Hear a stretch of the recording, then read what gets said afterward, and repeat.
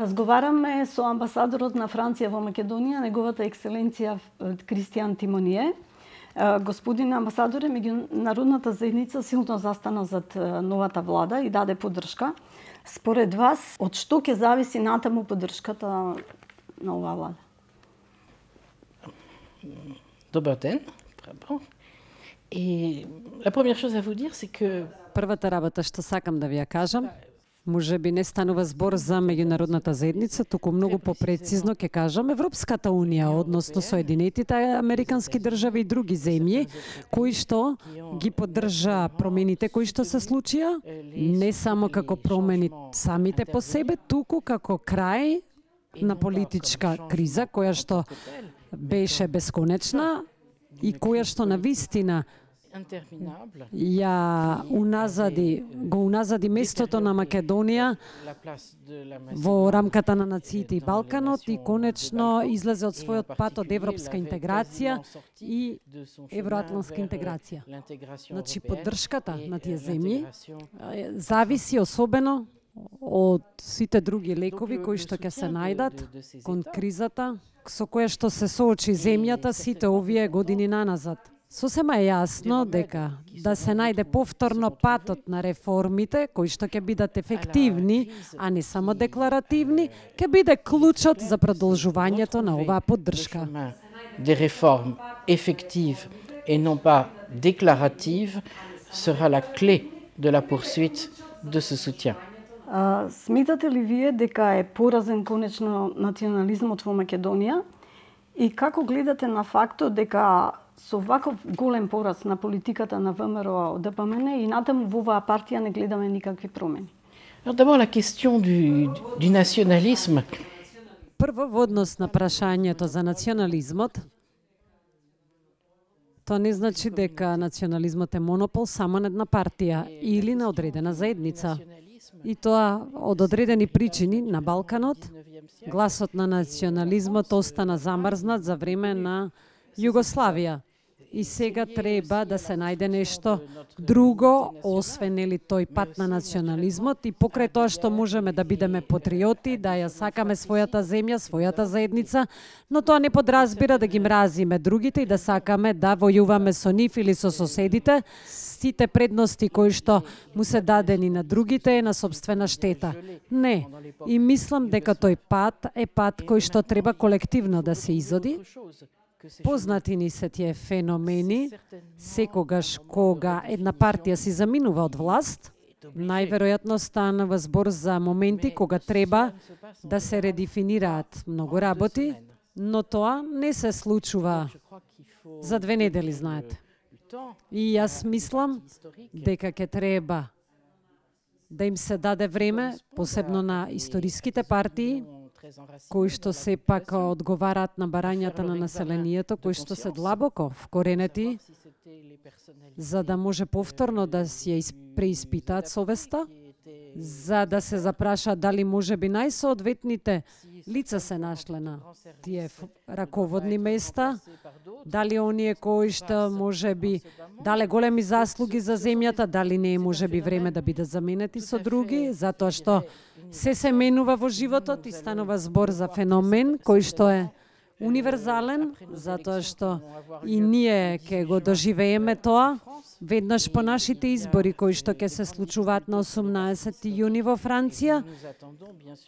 Постојат поголеми потешкоти за историските партии и ние очекуваме и кај нас да се случат измени на личности, но и измени на насоки.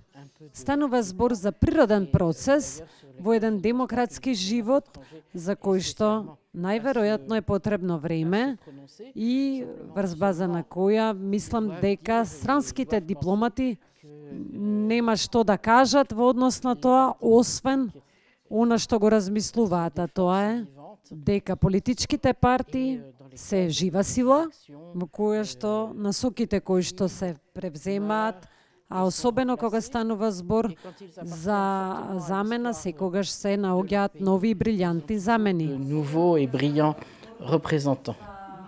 Се сретнавте ли со реформистите од ВМРО и дали би ги охрабриле Je n'ai pas à me prononcer sur la vie intérieure d'un parti. Не би сакал да зборувам за внатрешниот живот на една партија, особено за партија која што учествува во животот од оваа земја и тоа години наназад.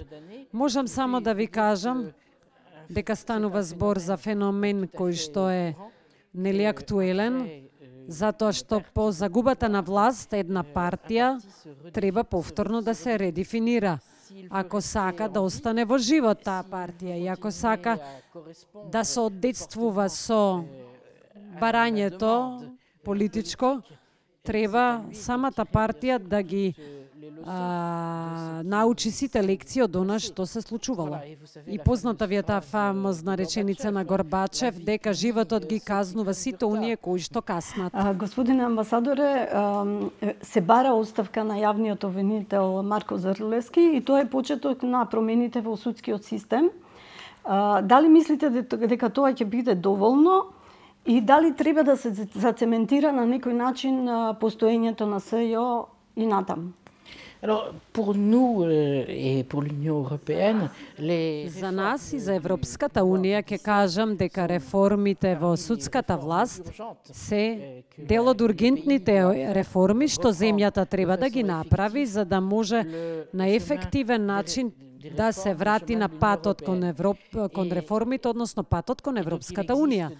И постојат значи текстови, но исто така извештајот на Прибе, мислам дека постои и желба која што беше изразена за да се спроведе колку што е можно побрзо да се спроведат тие препораки и Франција е спремна да помогне преку посебен вид на помош кон Академијата за суди и обвинители.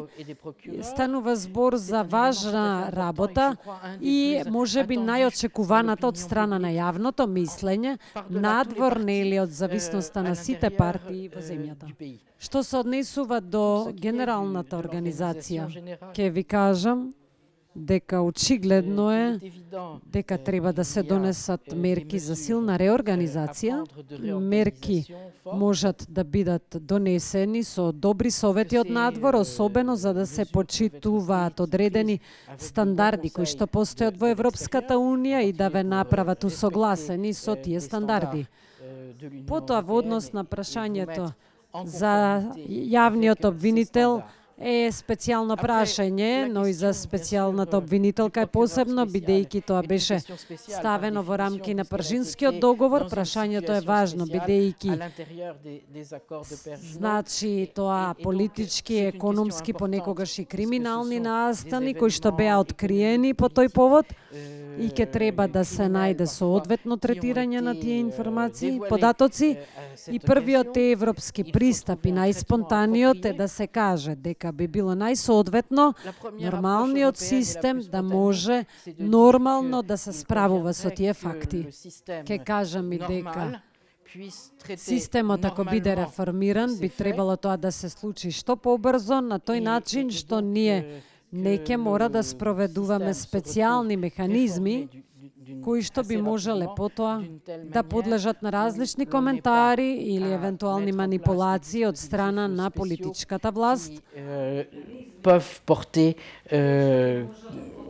à toujours des commentaires et à des manipulations éventuelles du pouvoir politique. Можна ли е амнестија за некои од поранешните високи функционери поради барањата на Брисел за национално обединување во Македонија?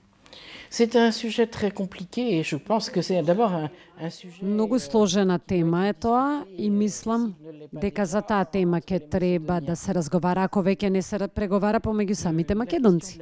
Во однос на прашањето за правдата треба да се поврзи со прашањето за стабилноста, а прашањето за националното помирување со гласноста.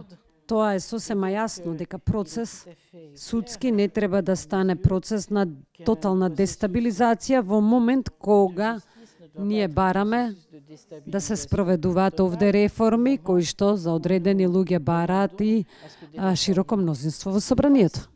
И во тој контекст јас не би сакал да мислам дека одредени лица би ги искористиле своите пратеници за да нели ја заобиколат правдата. Тоа ми се чини невозможно, но на крајот ќе кажам дека треба да размислуваме дека одредено национално единство треба да се основа, особено во однос на повторното превземање на реформите и за кои што ќе бидат неопходни компромиси. Особено во однос на прашањето за името. И јасно е дека ако се создаде позитивна клима, тоа ќе биде најверојатно неопходно и корисно. Одредени земји најдат одредени формулации кои што не мора да значат дека станува збор за амнестија, но, например, во рамките на некои комисии за вистина и помирување.